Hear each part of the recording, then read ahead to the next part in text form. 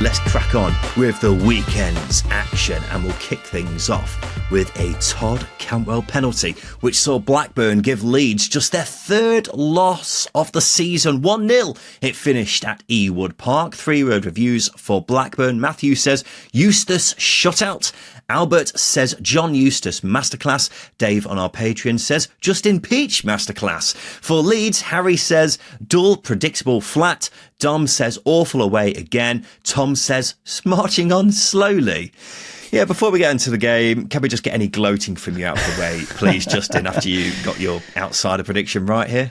It wasn't the fact that I got the outsider prediction right. Those things, they happen, and we've got a fair few outsiders right, haven't we? But it was more so the fact that I predicted this based on Leeds' terrible form with lunchtime kickoffs, with early kickoffs.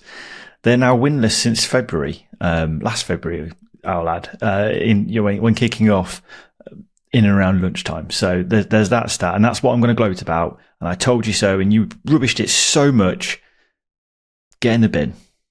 Yeah, his predictions in the preview show aren't based on anything about John Eustace being a bloody good tactician or Leeds having a habit of being inconsistent. His reasoning for picking this was centred totally around this being an early kickoff. So you can decide, ladies and gents, whether Justin is that was a Justin Peach masterclass, but that's the kind of jamminess I've been up against all season, ladies and gents. Okay. Anyway, let's crack on, because Leeds had won 3 on the bounce heading into this, just started to look like they were really taking a hold of this division, and then they run into John Eustace's boys, who let them know you're going to have to do a lot more if you want to beat us, Justin.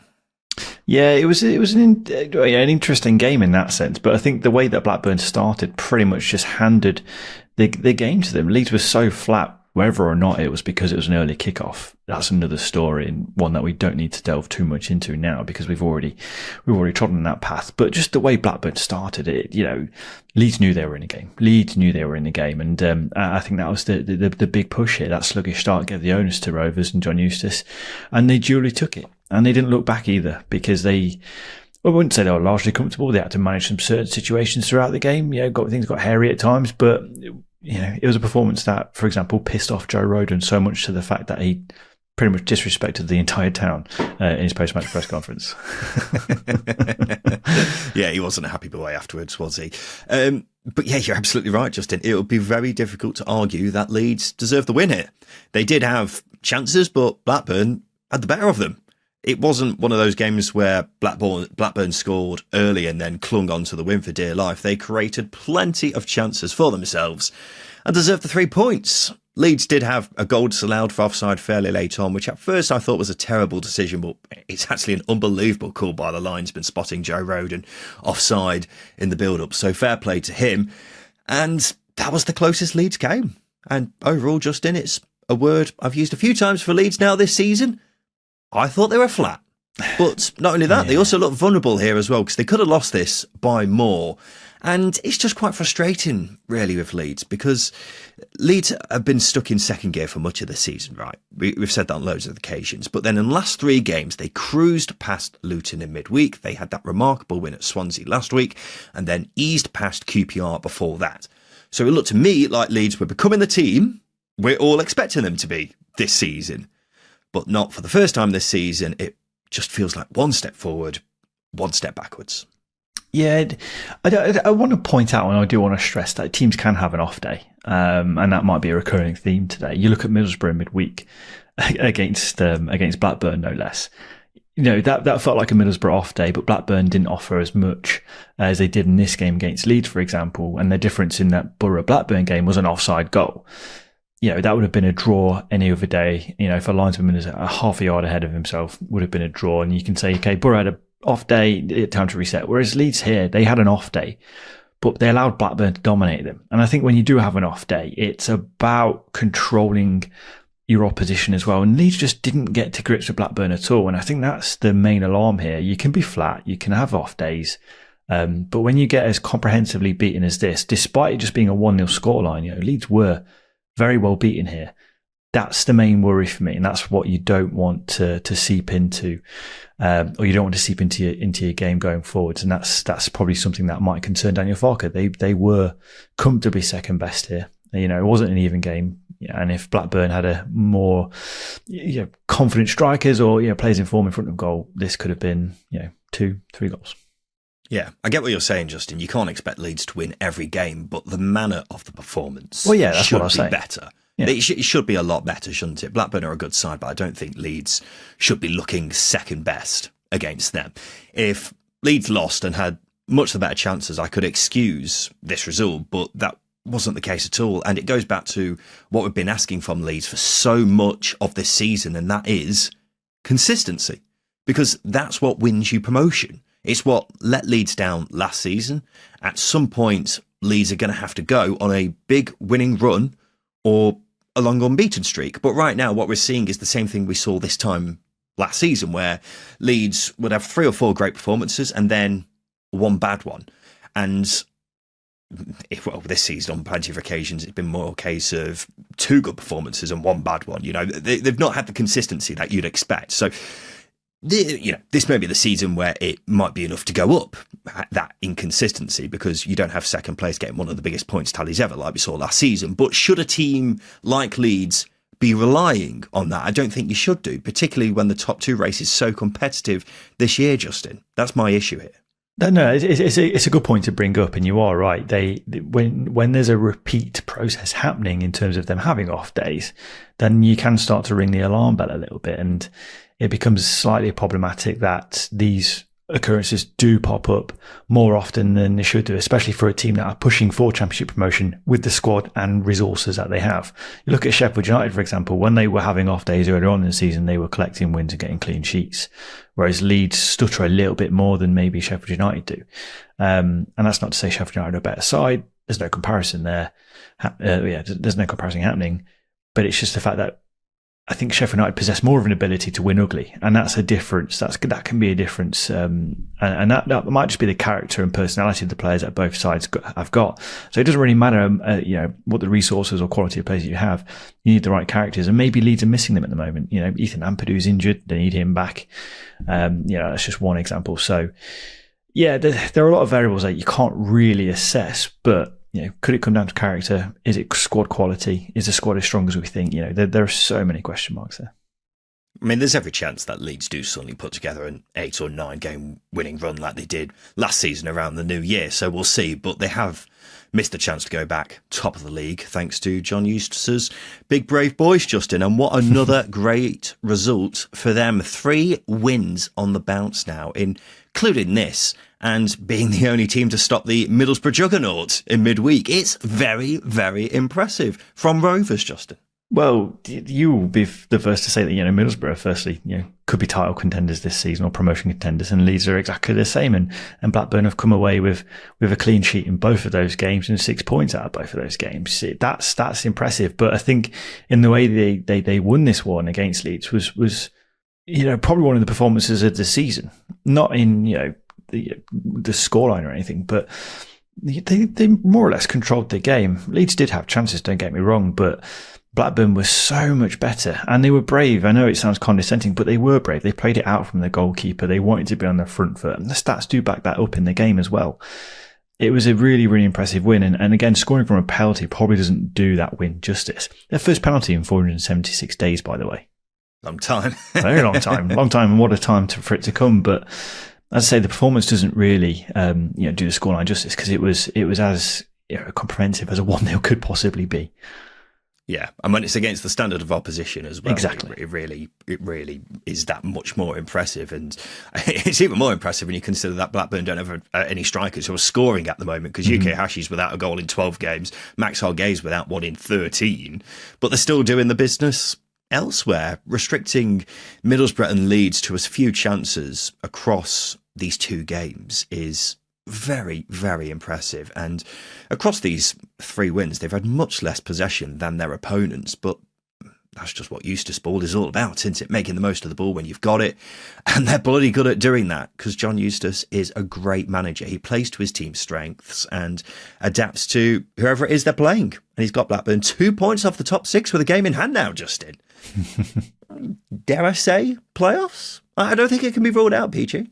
I don't think you can rule it out with John Eustace in charge. I would have reservations about their squad being able to last the mile, if you like, of a playoff push, because it does take a lot, and you have got to go through it. And again, I think back six, the two holding midfielders, Lewis Travis and Sondre Tronstad, and the back four, I'm very convinced is good enough to be a top six team. It's just the attack that leaves me a little bit desired.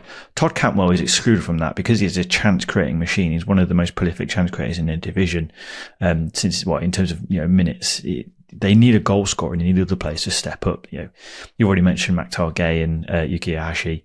Tyree Stolen needs to do more as well. How long have we been saying that? So I think if they had more goals in their front line, I would be a lot more convinced that they can withstand a playoff push for the entire season. But that's the only thing that holds me back from being fully convinced by Blackburn. But again, like I said, go back round to that first point I made. John Eustace in charge. I couldn't rule it out because he's a very, very talented manager.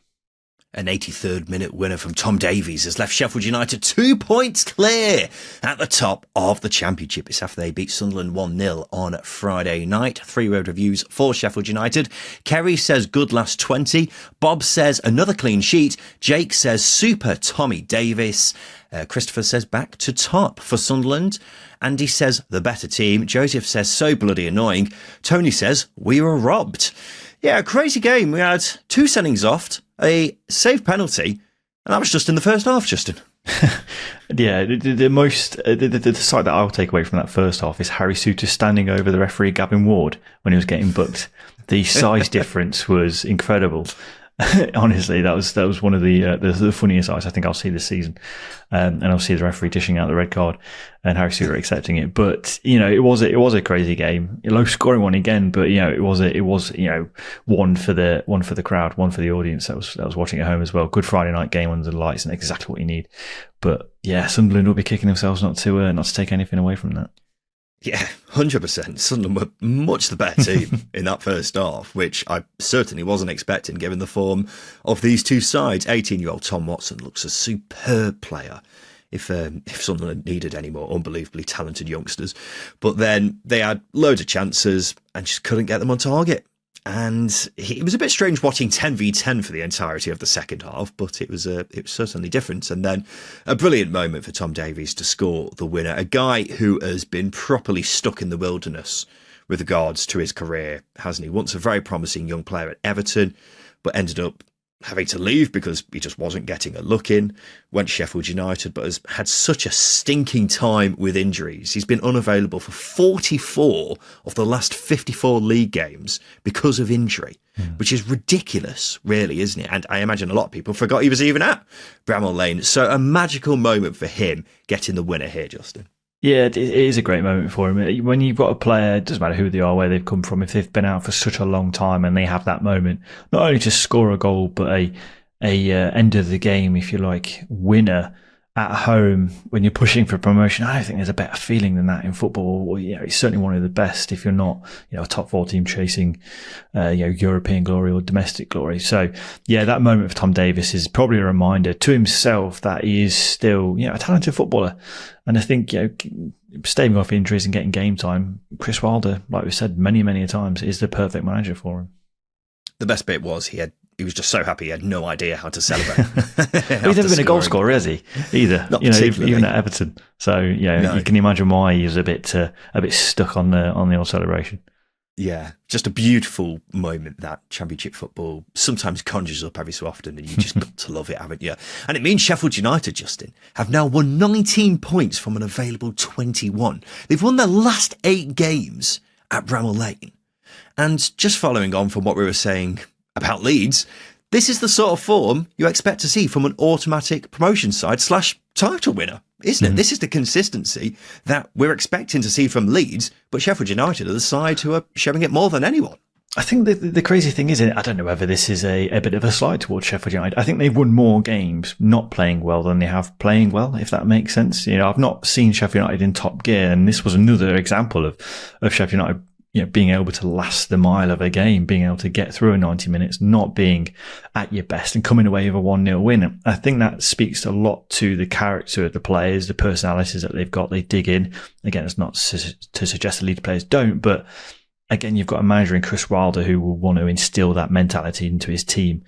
And you saw it here, that you saw it how they dug in. Again, going down to 10 men themselves, it's a blow. Conceding a penalty, it's a blow. They stuck with every moment they had. It threw it at them, and they came through it. You can say the same thing about the draw against Coventry last weekend. They dug in. They really, really dug in. So I think that mentality is such a hard thing to coach into players. And Daniel Farke is clearly finding it hard at Leeds. Chris Wilder is the man doing it now at Sheffield United. Yeah, he absolutely is. And Sheffield United have just got so much going for them, haven't they? The home form, I think, is a massive thing, because if you're winning pretty much every week, then it becomes a really daunting place for teams to go, isn't it? And then you build on your promotion push from there, really. But Sheffield United have had 2 runs now. In the first, they won 5 from 6. Now they've won 6 from 7. That is consistency. Isn't it? And that's the most impressive thing about Chris Wilder's side. Yes, they lost to Leeds and Middlesbrough, but you can afford to lose those games against fellow promotion contenders if you're winning all the games around that. You think of Leeds last season, just now. I know we're talking about Leeds a lot in this section, but Leeds last season, one of the reasons why they didn't get automatically promoted is because of their results against the teams at the bottom of the division. And that's what really cost them. Sheffield United, that is not happening with them. Are they going to have the same consistency in a month's time? I don't know. But consistency is what gets you promoted from this league. And right now, it is oozing out of Sheffield United from every single orifice, Justin. Quick word on Sunderland. Without a win in 7, although this was their first loss in that time, because they have just been constantly drawing. Ironically, this is probably their best performance in that time. Are you worried about them, Justin, with their winless in 7 streak? I'm not. Again, Sunderland are such a unique case. They've got a young squad. They've got a lot of injuries. I don't think they've played terribly over this run of 7 games. They've had, they've had near misses. They've had poor moments, as any team would. They've been punished, and I think that was the case here. They had the chance to go 1-0 up in this game with a penalty. It was poor from Patrick Roberts. Perhaps a different game if that goes in based on the balance of play after that. And I think this performance going away to Bramall Lane, really tough place, intimidating place as well. I thought the players stood up to that challenge. Going down to 10 men, albeit if it wasn't for very long, because the game became equal shortly after that. But going down to 10, you expect the team to shirk the challenge a little bit. They didn't. They stood up to it, and it was a game which, but there was a little bit more quality, maybe a little bit more experience. They could have come away with something from that again. Yeah, I completely agree. If they were a distant second best against Sheffield United, then I'd be worried, but they weren't. And they've gone to the toughest place to go in the Championship right now, and were the better team over the 90 minutes, really. So there's a lot of encouragement to take from this. And as I said earlier, Tom Watson looks a really exciting player who will hopefully make up for the injury to Romain Mundle. Dennis Serkin's on his way back from injury. So I wouldn't look at Sunderland right now and think, right, they've had their good start, now they're fading away. I don't think you could be more wrong about that. Yes, they were bound to have a dip at some point, but I think they'll get back to form sooner rather than later.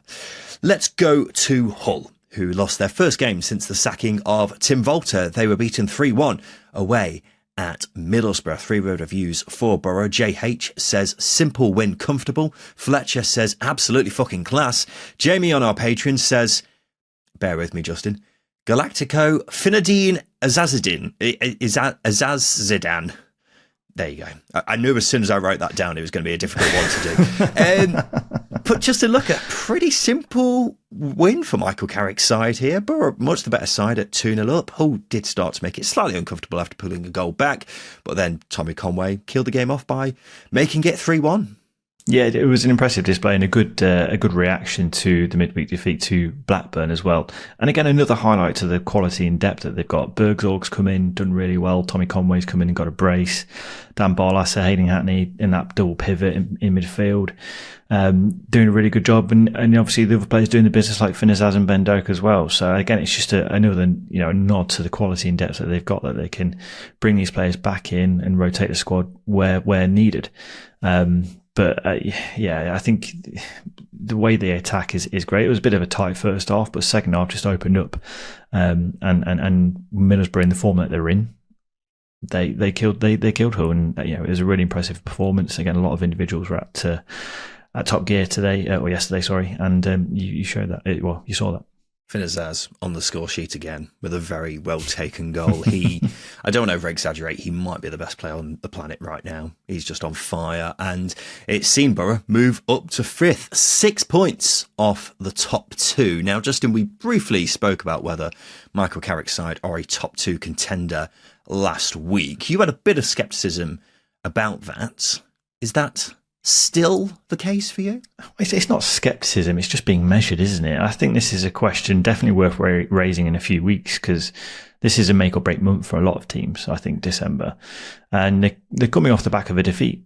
If we need to remind ourselves to Blackburn. Attacking wise, it's hard not to make the case. But again, exactly, Blackburn's a really good example. Take Finazaz out of the starting 11. Can they create as much as they usually do? Saw against Blackburn that they didn't. It's not all down to him, obviously, and that game was decided an offside goal, as I keep harking on about. But it was a challenge that they didn't pass, if you like. So naturally, if Finazaz is unavailable or not in a game or marked out of a game, what can Borough offer? They've got quality and depth. Other players will need to step up to the plate. So, the more challenges I see them overcoming, the more convinced I'll be. Okay. Sounds like a scepticism, if you ask me, considering you said it wasn't at the start. But look, I think you have to say they're in the conversation, without a doubt. Because going forwards, they are the best team in the league. 32 goals from 18 games, and the underlying data backs it up as well. They've just got so many weapons in their arsenal, including the best player in the world right now, Finazaz.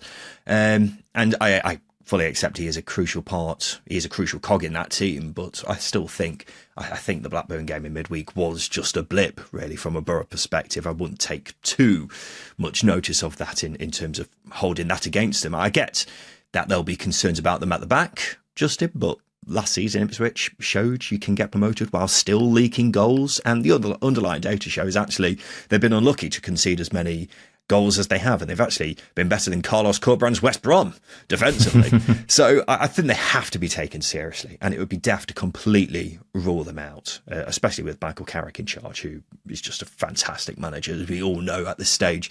It's now 5 losses on the bounce for Hull, of course managerless for this one after Tim Volter's sacking on Wednesday.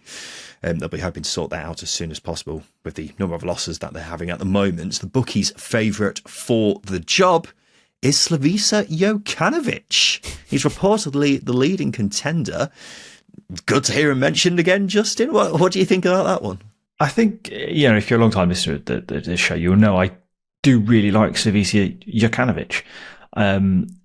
But I do have to remind myself that I'm thinking very far back now when I'm talking about his successes. He had a really exciting Watford team, which was 10 years ago, by the way. And his Fulham teams were also, played some of the best attacking football probably at this level, ever. But his Sheffield United spell was a disaster, wasn't it? He tried to put square pegs in round holes. Players were played out of position. Maybe the right man at the wrong time, if you like. But the question is, has he spent himself now? Has he hit his peak? At Fulham, for example, can he recover that same swagger, that style at a team that doesn't have the same profile of players that he did at Watford and Fulham? That's the only question I'll ask. Yeah. I mean, if you look before his Sheffield United spell, he was one of the most successful managers in the Championship, wasn't he, in terms of his promotions, his win rates. He was exceptional, but then that Sheffield United spell does start to put a few question marks in your mind. I do think there were some external factors involved there.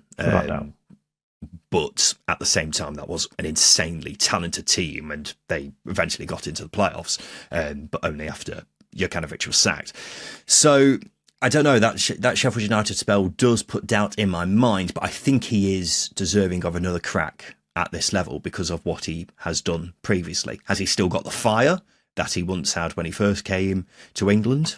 Don't know. We'll find out, I guess, if he does get the job. But I think he's worth another crack at this level. It's just that Hull, as you mentioned, have got quite a few problems that may may hinder any manager who comes in, no matter how good they are, really. Justin, did you say that we've had the first ever championship goal nominated for the FIFA Puskas Award? It's the awards that they do annually for the best goals of the year, for anyone who doesn't know. And that goal was Jadon Philogene Rabona for Hull against Rotherham from last season.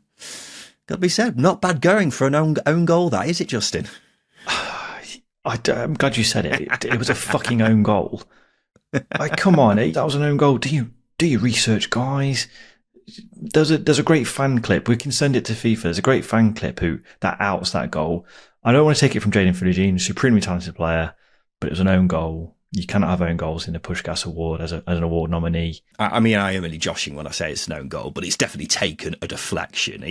I don't know how the Puskás Award nominees are decided, but I wonder if the judges have any awareness that it did take a fairly significant deflection. It's not obvious on the normal angle, is it, Justin? But there is one angle, and it does take a fair bit away from the goal. For me, it is remarkable though that it has been nominated. It's good to see the Championship getting some recognition in that regard, I guess, because it's never really been recognised before. But it's crazy because that goal didn't even win our goal of the season last season, Justin. Did it? Can you remember what did? What did? I can't. I actually can't. Yeah, it took me a while to remember what it was, but I put you out your misery. Team goal? Wes Burns' Travella. Yes. For Ipswich against There's your Coventry. Puskás. Yeah. There's your Puskás Award, Infantino. Get that up, yeah. Yeah. I generally think that's a better goal than that anyway, even if it did take a deflection. Oof. Even if you ignore the deflection, I still think that's a better goal because that was just an absolute stormer. So yeah, unlucky Wes Burns not to be nominated. I think you deserved it. Anyway, let's get on to how our second-tier bet builder and multiple with SBK got on from Friday's preview show. That included our game of the week as well as just a nice two bankers from Friday. So first of all, our bet builder was on Sheffield United v Sunderland, and a £10 stake was due to return at £75. We had Sheffield United to win, which of course was correct. A Sheffield United clean sheet, which also came in. Sunderland's get over 1.5 cards. They had 3, of course, including a red. And Sheffield United have over 13.5 shots. Now, I initially thought they only had 13, but it turns out they actually had 14. So we nailed it, ladies and gentlemen. We've nailed our first bet builder of the season. We've come so close on so many occasions, but we've finally done it, Justin. The joy, the absolute joy. It's been a tricky few weeks, hasn't it? Or start to the season, but it's worth it in the end. It's worth it in the end. Just as December rolls in, and then the Christmas festivities start, it's just all the warm feelings. They all come in. Hey, if you want a warm feeling, Justin, then I'm glad I've given you it there. But just wait until you hear this, because as for our multiple, a £10 stake was due to return £77. We had Sheffield United to win. We had Norwich to beat Luton, which was a winner. And we also had Middlesbrough to beat Hull, which of course was also a winner. So we've nailed our multiple as well. What a time to be alive. Justin Peach, I don't want to big ourselves up too much, but I think we might just be the greatest footballing minds the world has ever seen. You mix that with my lunchtime kickoff shout with Leeds, then we're spot on. Justin, we got every prediction right in Friday's episode. Yeah. My outsider came in as well of Sheffield Wednesday to beat Derby. It's a ridiculous round of results. And I tell you what, we've actually had a couple of messages on our social media saying thank you because some people have backed our predictions. I don't know why they were doing that, but we've absolutely nailed it in Friday's show. So we'll be back with another round of picks in this coming Friday's preview show with SBK. We are the people to back, ladies and gents. So we'll see you then. Justin, let's take a quick break. After that, we'll talk about another win for Burnley and another loss for Luton.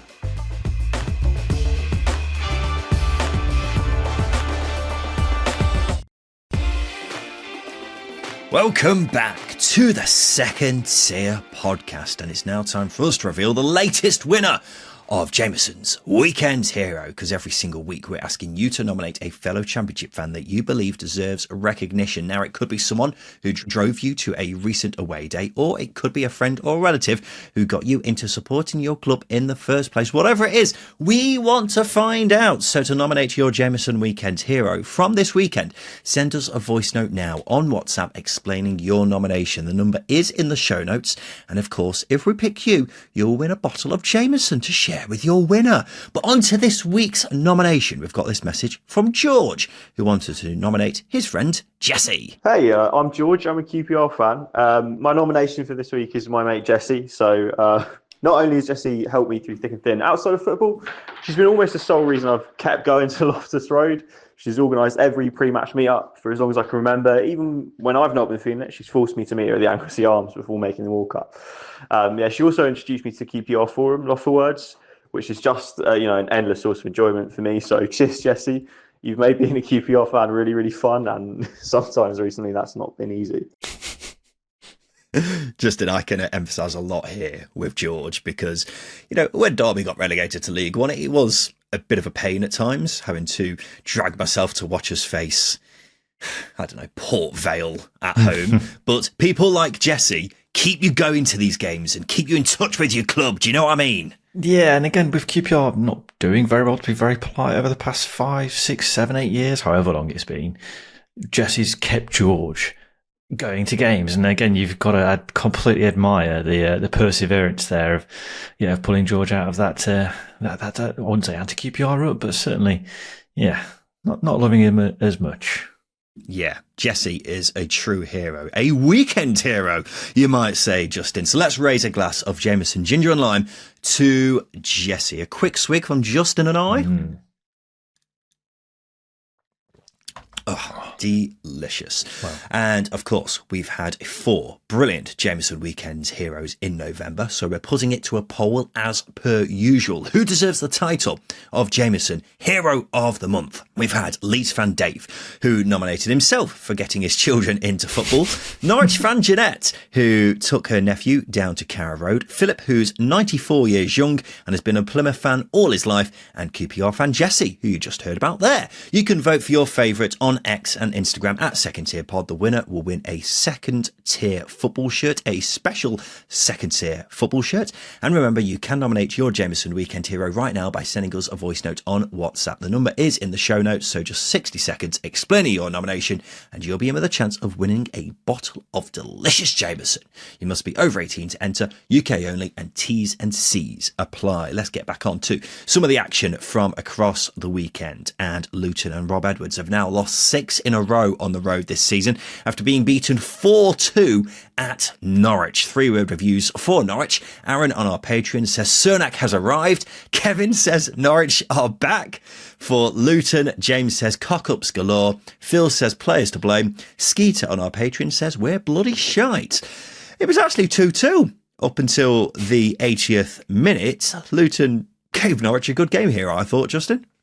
They did and they didn't. I would almost question that. I thought Norwich gave Luton 2 of the goals, which were the 2 big chances Luton created. And for me, I thought Norwich was sensational going forwards, carved Luton open a number of times, and they were devastatingly clinical as well. Defensively, there's nothing much to this Luton team. Shape, drive, press, don't see much at all. So, do I share that sentiment that they gave Norwich a game? Scoreline, yes. Maybe gave them a bit of the scare, but performance-wise, I thought Norwich were better. Norwich were probably the better side, but considering Luton's goals seem to come from individual errors, I think Luton can definitely count themselves somewhat unlucky in this one. Rob Edwards said he wouldn't apologise after the game because he said it wasn't on him. It was down to individual errors, which is certainly one way to throw your players under the bus. I can't see what he means, as I say, because the first 3 goals in particular were pretty avoidable. But will that ease the pressure on him? Obviously not, because Luton fans want to see their team doing well, don't they, Justin? And they're still not. There was a very mixed reaction from the away support when he went over to clap them. Some were loudly booing, some were visibly clapping. Some may have even been doing both. I don't know. And we had a strange time now, Justin, where it seems the majority of Luton fans think he needs to go. I think that's the general consensus amongst the fan base at this stage. But some are saying he's done a great job. We need a change, though. Others are saying he's actually ruining his own legacy at this stage. And that's unfortunately where we're at with Rob Edwards and Luton now, Justin. I tell you what, Luton are a team that I want to play right now. It doesn't matter who I'm managing, even if it's Plymouth, I would fancy something. I really would, because this team, as I said, can be got at. And him throwing his players under the bus, blaming individual errors, it's one game where that's been a case that he's throwing his players under the bus. What about the 16, 17 other games you've played this season where you've been next to dreadful, as close to dreadful as you can? So I'm not surprised there's a lot of fans who could have been booing him. I'm surprised that there were some clapping him, or it might just been the end of game sentiment. You appreciate the efforts the players have shown, etc.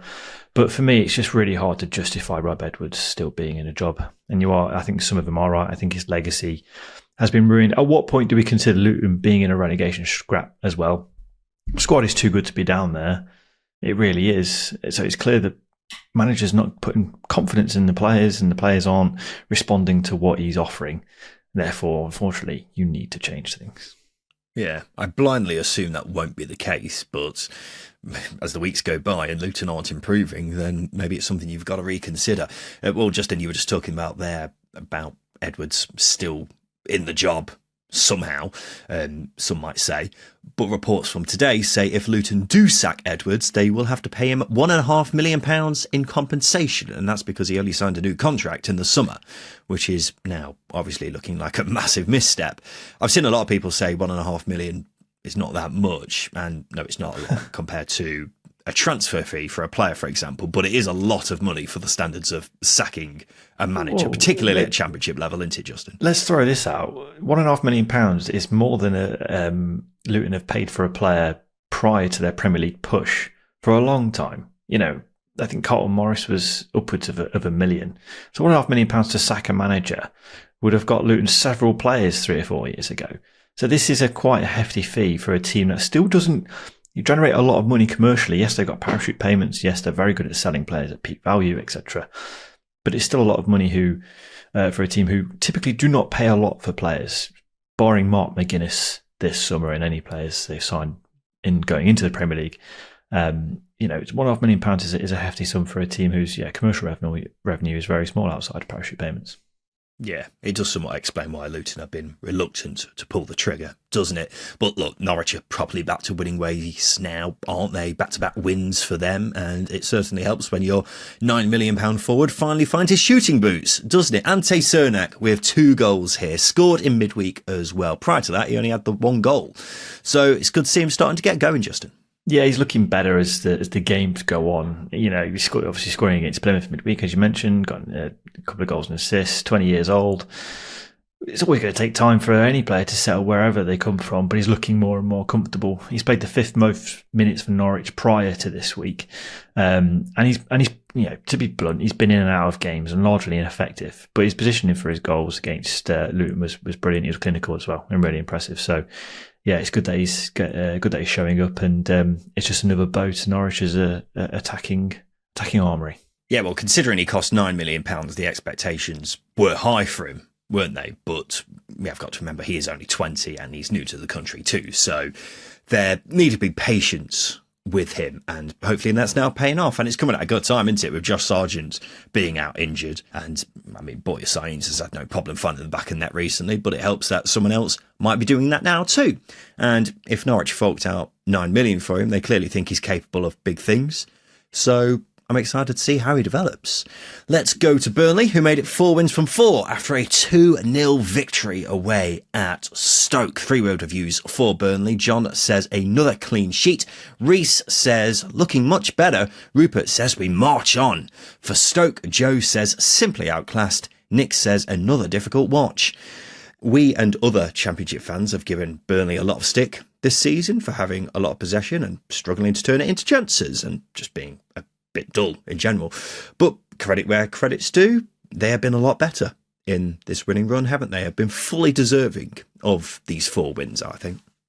Oh, might I argue? I mean, the winning run's been hugely beneficial and super positive, because they've slowly, progressively got better as those 4 games have come along. And then this performance against Stoke was probably the peak of that 4-game winning run, because they were fantastic. They were absolutely fantastic, and probably their most convincing display of the season, I might add, because they, I think, it was a fairly tight first half, but second half they really started to express themselves. And you can only maybe credit Scott Parker for getting him in at half time and letting them, I don't know, putting a rocket up their asses, if you like. I don't know whether he would have done that. He seems too nice.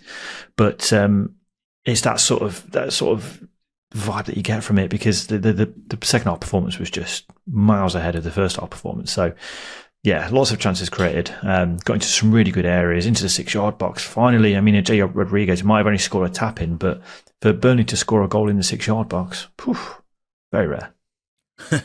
Yeah, they've had more of a cutting edge about them recently, haven't they? They've created loads more chances, and they're not just pointlessly passing it from side to side without any idea about what to do when they get into the final third.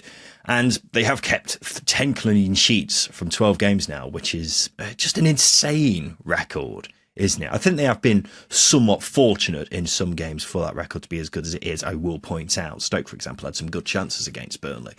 But Burnley are starting to justify their position at the table a bit more when it was a bit more debatable previously. And you've got to give Scott Parker credit for that. We've given him plenty of stick so far this season, but he has done a lot better with this Burnley team in recent weeks. I saw him called the M&S Sean Dyche on Twitter earlier, Justin. Yeah, he looks like he shops at M&S as well. I know his cardigans and coats are very expensive because we've done the research on that, but he looks like an M&S mannequin. He's M&S. He's M&S, isn't he? He is M&S. There's just bit no of way Next in there as well. No, maybe not Debenhams Next. when they were still open. Yeah, M&S and probably a little bit of I don't know now. My retail knowledge is completely... Next. Why? I don't know why you disputed Next. No, because Next is sort of very middle class, whereas Scott Parker's just like, he tries to dress really posh, doesn't he? Yeah, well, he pays a lot of money for his clothes, but still looks like he shops at M&S. Maybe a bit of maybe a bit of Matalan, bit of that. Is Matalan still going? Yeah, I think it is. I think we're just sort of throwing out retail outlets now. Yeah, he definitely gets his gear from TK Maxx. Let's say that. Yes, 100%. Bristol City 4, Plymouth Argyle 0. 3-word reviews for Bristol City. Phil on our Patreon says, Mehmeti comes good. Jamie says, the Albanian Messi. Sober City says, City are back. For Plymouth, Lopez says, typical Argyle away. Raw says, home table wonderful. Rog says, not good enough. Matt on our Patreon says, shit. Yeah, back-to-back batterings for Plymouth. 10 goals conceded over their 2 games this week, and Bristol City have really gone to town on them here, haven't they? It was actually 0-0 up until the 57th minute somehow, and then from that point on they just got battered. The goal in which Bristol City went ahead with as well was so comically shit. The fact that it doesn't do the game justice in that sense, because that goal was so comically shit, it literally gets deflected off Scott Twine, wasn't it?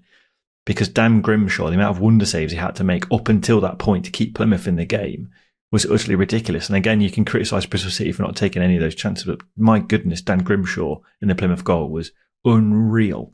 It was unreal. And then that goal goes in, it probably just deflates the entire team because of how shit the goal was.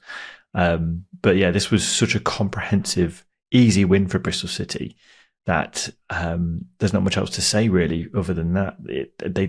Plymouth offered no opposition whatsoever, apart from Dan Grimshaw. How can you really assess this Bristol City performance other than they did what was asked of them? It was such a bizarre game in that sense. Yeah, Dan Grimshaw was probably the goalkeeper performance of the weekend, really, wasn't he? Oh, God, yes. They still lost 4-0. It's ridiculous, really, but he kept the score down, I suppose. Just gives you a good idea of how one-sided this game was, because it really, really was. Bristol City could have won this by more, and you're absolutely right, Justin. Plymouth offered next to nothing. Anis Mehmeti had 6 shots on target in this game. That's an insane amount. It must be the most by a player in a single game this season, but he was exceptional once again. In fact, everyone in a red shirt was superb here, to be honest, apart from Max O'Leary in goal, who had the easiest day at work of his entire life, although I suppose he's not technically wearing a red shirt. So, yeah, I'll take the one back. Anyway, Another miserable away day for Wayne Rooney and Plymouth, and just have started to notice a bit of a divide amongst the Plymouth fans about Wayne Rooney. For a long time, he has been widely supported by the Argyle faithful, but some are starting to get a bit annoyed with certain things, particularly results away from home, which is interesting to see from our perspective as long-time Rooney skeptics, Justin. Yeah, I think the first thing I'll say is Plymouth fans, quite a lot of them actually, I don't think it's a divide. I think it's a growing majority. A lot of them are suggesting, well, they're saying the things that we've been saying all season with Wayne Rooney. But I think what I will say is Plymouth, despite the distances the fans have to travel, still show up to away games in their numbers. And what Wayne Rooney and the players are serving up does not do that any justice whatsoever. And that is a crying shame. And the fact that no refund at any point has ever been offered for these away performances, again, is a borderline disgrace because, again, what the players have served up and what Wayne Rooney has served up is nothing short of disgrace from a performance level. It really is. And again, you probably think I'm over-exaggerating it, but I'm not. The last few games, Plymouth have offered no opposition whatsoever. I've said it time and time again, they've rolled over and just let teams tickle them. Tickle. Can't keep tickling Loads them. of tickling. I think a great summary of the away results for Plymouth this season. I'm not even going to read out how many wins, draws, losses there are. Is just the goals for and against. 3 goals scored from 10 away games and 27 conceded. It's absolutely miserable, isn't it, for those away travelling Argyle fans? But look, many Rooney defenders will be saying he's working with a poor squad, which wasn't strengthened enough in the summer, and I would agree with that. But I don't think Rooney helps things with his often overly negative tactics in away games and his over-reliance on individuals. Put it this way, is this Plymouth squad one of the weakest in the league? Yes, without a doubt, in my eyes. Is it impossible to keep them up? No.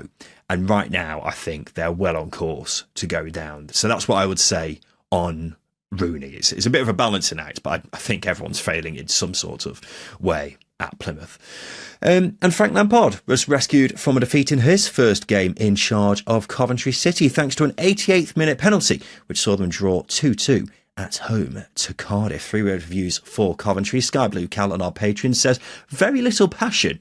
Jordan says, Lampard needs time. Very contrasting 3-word reviews there from Coventry fans. Yeah, an interesting first game for Frank Lampard's Coventry. Already noticed a few people calling them that after just one game. But they were pretty decent in the first half, weren't great at all in the second half, and then they got a penalty for handball, which seemed harsh, Justin. We've had quite a few of these decisions over the past couple of weeks where I think it is down purely to your own opinion. I think that's what we're getting. The handball rule is a farce. It continues to be a farce because referees are very subjective with it. Yeah, I mean, let's be frank, and pun intended there. If they lost at home to a Cardiff side who had been well out of form, it would have been a terrible start to Frank Lampard's reign, wouldn't it? And I think that penalty has given them a bit of a get-out-of-jail-free card, which I'm not sure they really deserved, because he had only had 2 days in charge of Coventry leading up to this one, so we shouldn't be too quick to judge. But we'll see how Frank Lampard's Coventry get on with trips to the Den and the Hawthorns coming up next. Justin, do you have any strong thoughts on this game? No, I think it's. I did see a Coventry fan say it was one of the worst home performances they've seen in years, and again, I thought it was probably a little bit harsh. But I agree with pretty much what you said. I think Frank Lampard we need a few more weeks to really assess Lampard. I think the other thing I'd point out is the success of his first 2 jobs at Derby and his first spell at Chelsea. He had a pre-season to work with players. His second 2 spells as a manager at Everton and Chelsea in the caretaker spell, he took over mid-season. So that's where a little bit of worry sets in for me is his ability to pick up players from the off. So I think that's one thing we can point, and maybe this game offers a little bit of insight into that. Other than that, we'll see how it goes over the next couple of weeks. Yeah, worth mentioning those latter 2 jobs you mentioned there went significantly worse than the first 2. So we'll see how this one goes on. Interesting report from the Daily Mail regarding Lampard's appointment from the past few days, and it says Coventry owner Doug King was questioned by senior figures at the club about the wisdom of hiring Frank Lampard and was encouraged to look elsewhere. King is said to have led negotiations and even kept top club officials out of the loop as the final details were discussed. What do you think about that, Justin? I think the first thing I'll say is I saw a lot of Coventry fans pointing out that Doug King is the board. He owns the sole owner of the club. and therefore he is the board. And so they can't imagine him arguing with himself. But there are other, senior officials you've got to factor in here. Head of recruitment, Dean Austin, head performance director, Dr. Claire Marie Roberts, maybe Jamie Johnson, head of scouting as well, is another name that might have been involved in that. But I think all it comes down to is Doug King is the sole owner. He clearly wanted Frank Lampard from the off because it was one of the very early links. I think Frank Lampard is a very ambitious appointment and one that could spot the players into life. Right, let's do the polls. Justin Peach, this is the part of the show where we give the listeners 3 questions on Twitter because we want to get their thoughts on everything to do with the Championship. So the first question we asked was this. Firstly, who is winning the league? Leeds United, Sheffield United, or someone else? Dare I throw Burnley into it just to make sure they feel involved in this title winning? I will point out, literally just during the international break over a week ago, you were saying Burnley won't finish in the top 2. Yeah, I know, but a couple of clean sheets later, a couple of wins. That's how it goes. Yeah, that's how easily Justin Peach is swayed, ladies and gents. I would still go Leeds at this stage, but Sheffield United are definitely making a case for themselves, aren't they, based off their recent form, and their consistency is completely frightening. 32% of people said Leeds, 31% said Sheffield United, 37% said someone else. A few shouts from other people. Burnley, yeah, they've given themselves a shout here. Will Frank Lampard deliver promotion for Coventry City? Yes or no? Well, he bollocks. Considering Frank Lampard has been brought in specifically to do that, to take Coventry City to the next level, I think the question's worth asking. But the listeners have had their say, Justin. 92% of people said no. So that gives you a good idea of what they're thinking about that appointment. 8% of people said yes. And finally, what are your thoughts on Wicked, the film? Saw it was great. Saw it, didn't like it. Planning to watch it, don't want to see it. I'm not really bothered about seeing it. I've seen grown men cry coming out of it. I've seen a lot of reels on Instagram showing grown men crying. So maybe it'll invoke an emotion in me that I've never felt before. Who knows? Justin, it's a modern day masterpiece. I'm telling you that right now. It is just beautiful. I went in with very little expectations and I came out with my world rocked. I cannot recommend it enough. 77% of people said they don't want to see it. 77% of people are missing out. 15% of people say they're planning to watch it. 5% said saw it was great. 3% said saw it and didn't like it. Those 3% of people are idiots. Right, ladies and gents, this has been the Second Tier podcast. But remember, if you are a Patreon subscriber, don't go anywhere because we've got the extended edition of the weekend show coming up, which we like to call Zamora Time. We'll be talking about a dramatic late comeback for Wednesday, the Draw Kings of the Championship, and Neil